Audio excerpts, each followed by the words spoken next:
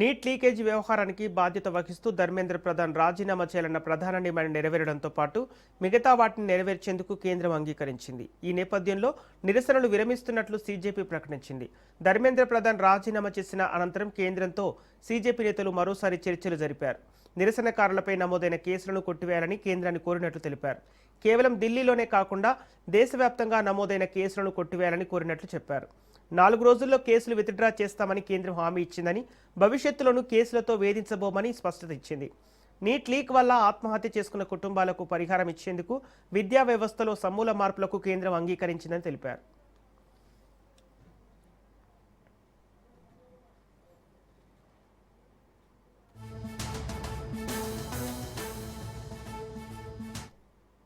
నిరసనకారులపై పెట్టిన కేసులు ఎత్తివేసేందుకు అంగీకరించినట్లు కేంద్ర మంత్రి జేపీ నడ్డా తెలిపారు. ఢిల్లీ, బీజేపీ పాలిత రాష్ట్రాల్లో పెట్టిన కేసులను ఎత్తివేస్తామన్నారు జేపీ నడ్డా.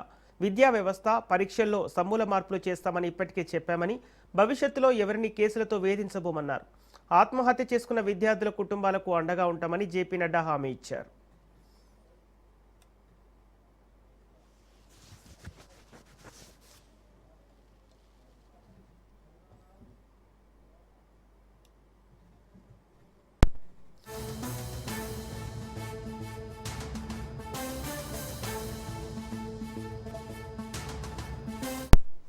सौरभ दास और लंका जी के साथ तीसरी मुलाकात है और आज भी लंबी बातचीत हुई।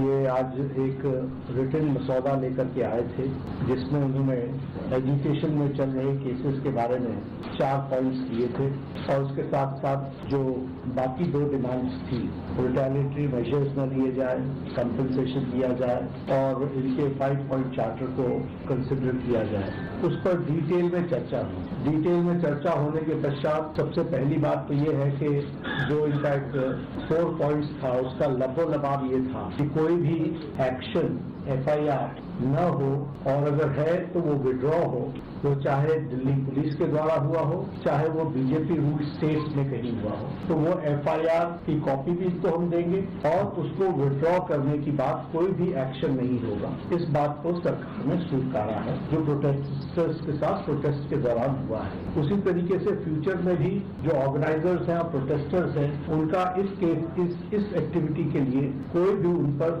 आगे केस नहीं होगा, इस बात को हम लोगों ने माना है। लेकिन सारे बीजेपी रूल्ड और बीजेपी अलाइड स्टेट्स में वो FIR विड्रॉ हो जाए, ये भी हमारी सेकंड मांग थी। सरकार ने वो मांग को भी मान लिया है। साथ साथ ये जो विड्रॉल है वो शॉर्टली हो जाएगा। जो FIR फाइल हो चुके हैं, जितना हमें लास्ट इंफॉर्मेशन के मुताबिक 15 से 20 FIR दिल्ली में फाइल हुए हैं, वो सारे FIR की कॉपी सरकार ने अश्योर किया है कि शॉर्टली हमारे साथ शेयर करेंगे।